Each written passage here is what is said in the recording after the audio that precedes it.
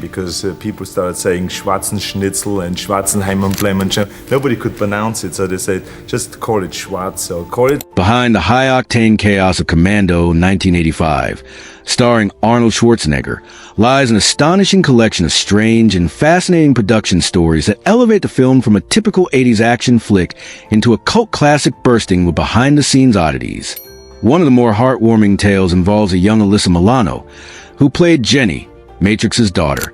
At just 13, she was legally required to spend several hours per day in school while on set, as per California labor laws for child actors. What she didn't expect was that her co-star, the muscle-bound Austrian bodybuilder himself, would become her impromptu algebra tutor.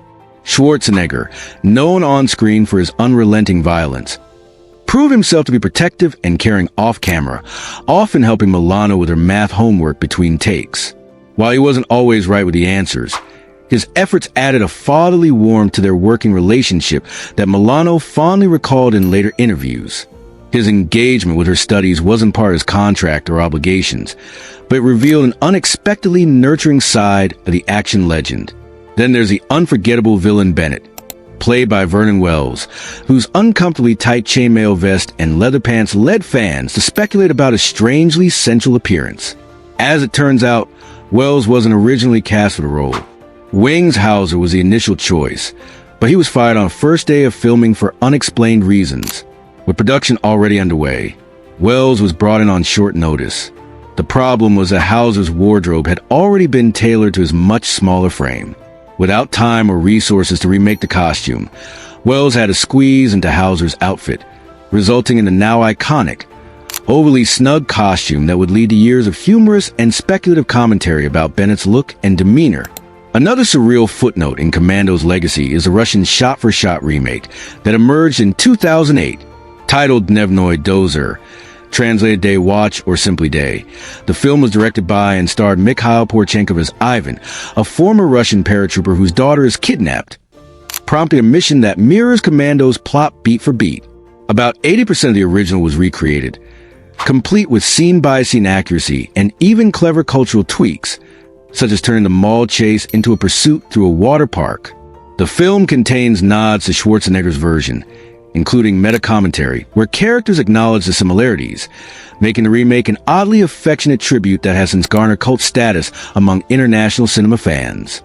In a remarkable twist of Hollywood fate, Commando was originally slated to receive a sequel, and its script would ultimately morph into one of the most iconic action films of all time, Die Hard. Following the success of Commando, the studio commissioned a follow-up with John Matrix, Cindy, and Jenny all returning. Schwarzenegger, however, declined to reprise his role, seeking different opportunities as his Hollywood career soared. Rather than abandon the script, screenwriter Stephen E. D'Souza reworked it into a new story with a different protagonist, setting, and tone. The resulting transformation shifted the action from a sprawling rescue mission into a high-stakes thriller set inside a Los Angeles office tower during a Christmas party. Die Hard, though the connection is indirect, traces of the original sequel's structure and pacing live on in Die Hard, one of the greatest action films of all time. Meanwhile, Matrix himself remains infamous for amassing one of the highest body counts in cinematic history. Across the film's 90-minute runtime, he racks up an estimated 81 to 130 kills, depending on how you count explosion casualties and off-screen implications. The climax alone sees Matrix dispatching roughly 74 enemies on an island compound using everything from firearms to gardening tools. The legendary tool shed scene is a prime example of this resourcefulness, where Matrix kills mercenaries with saw blades, pitchforks, and axes. Interestingly, the original version of the scene was even more brutal. In a deleted moment deemed too grotesque, Matrix was supposed to beat a soldier with his own severed arm after amputating it with machete. This darkly comic twist was cut for being too excessive, even for a film as violent as Commando. Another deleted scene, this time for emotional depth, was a love scene between Matrix and Cindy, played by Ray Dawn Chong. Intended to add romantic tension and an emotional layer to their partnership, the scene was ultimately axed from the final cut after it was deemed awkward and unconvincing.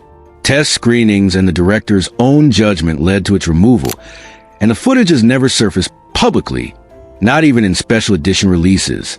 Ironically, this decision may have benefited the film, as the lack of romantic subplot keeps the story tightly focused on Matrix's mission to rescue his daughter. Interestingly, Commando also shares a cinematic location with another Schwarzenegger classic. The Sherman Oaks Galleria in California, used for mall chase in Commando, would later appear in Terminator 2, Judgment Day, during the scene where John Connor is pursued by the T-1000. Filming at night for Commando ensured minimal disruption to mall operations, and its distinctive layout made a practical and visually dynamic location. While heavily remodeled today, the Galleria remains a nostalgic site for fans of both films. On the topic of cinematic illusions, Commando isn't without its infamous continuity blunders. One particularly glaring example involves Sully's yellow Porsche. After a high-speed chase and multiple collisions, the car is visibly battered and damaged. But just moments later, when Matrix drives off in it, the vehicle appears spotless and brand new, only for it to be damaged again in a subsequent scene. This suggests that multiple Porsches were used during filming without consistent attention to their condition during editing, resulting in an almost magical self-healing car that has amused eagle-eyed fans for decades. The casting of John Matrix also underwent radical changes before Schwarzenegger landed the role. Originally, the part was written for Gene Simmons of the rock band Kiss. In that version, Matrix was a former Israeli commando turned peaceful civilian who is forced back into action. Simmons passed on the role, as did James Remar and Nick Nolte, before Schwarzenegger was cast, and the character was rewritten to better match his physical presence and screen persona. The shift turned Matrix into the one-man army audiences would come to idolize. Low-budget creativity was another hallmark of Commando, as demonstrated in the final compound assault. To make the enemy force appear larger than it was, the crew used cardboard cutouts of soldiers in some explosion scenes. When real stunt actors reacted to blasts, these stiff, upright cutouts stood frozen, giving away the trick. Yet, they would sometimes tumble over from the shock waves, simulating casualties. While obvious to observant viewers, this economical solution allowed the crew to stage large-scale destruction without hiring dozens of extra performers. The fictional country at the center of Commando's plot, Val Verde, was another invention born of practicality. Used to avoid political fallout from depicting real nations, Val Verde has shown up in multiple action films, including Predator and Die Hard 2. Screenwriter Steven D'Souza created it to represent any generic Latin American dictatorship and to connect different stories in subtle ways.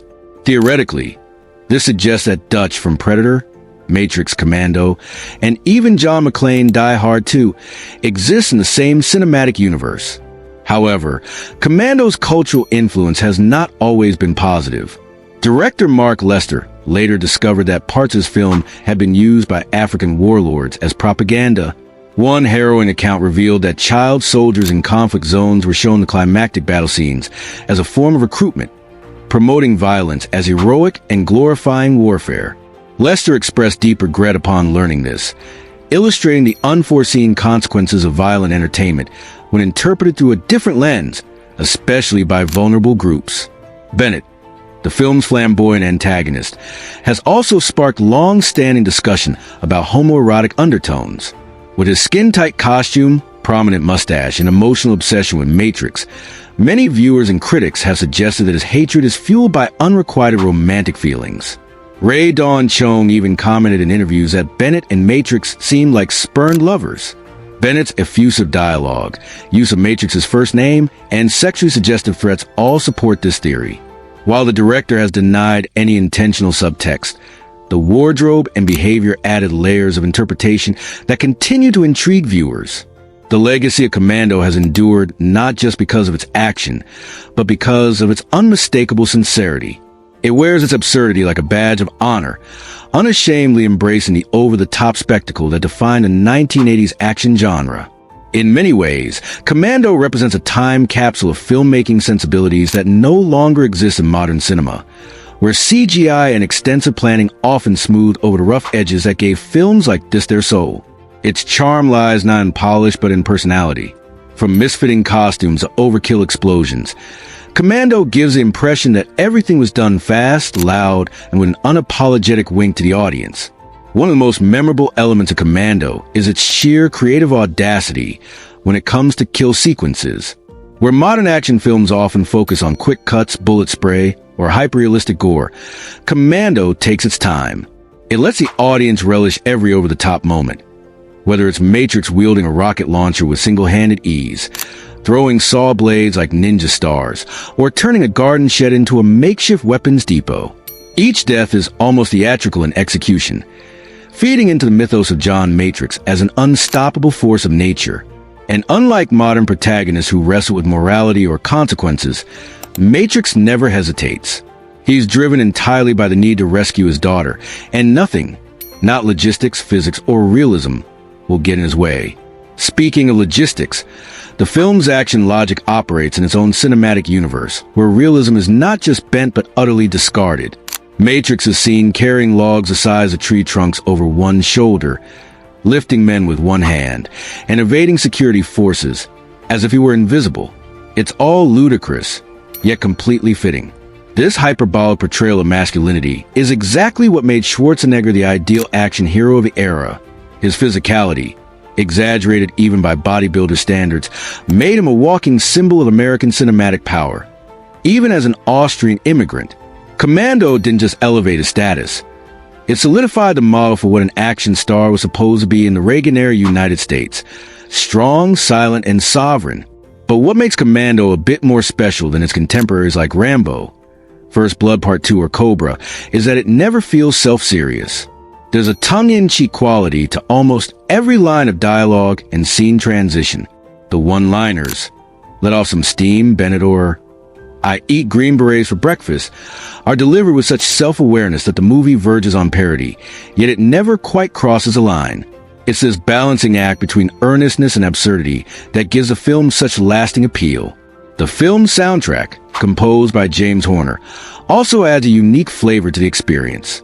Rather than opting for traditional action motifs, Horner infused Caribbean steel drums into the score, creating a strange sonic contrast to the hyper-violent visuals.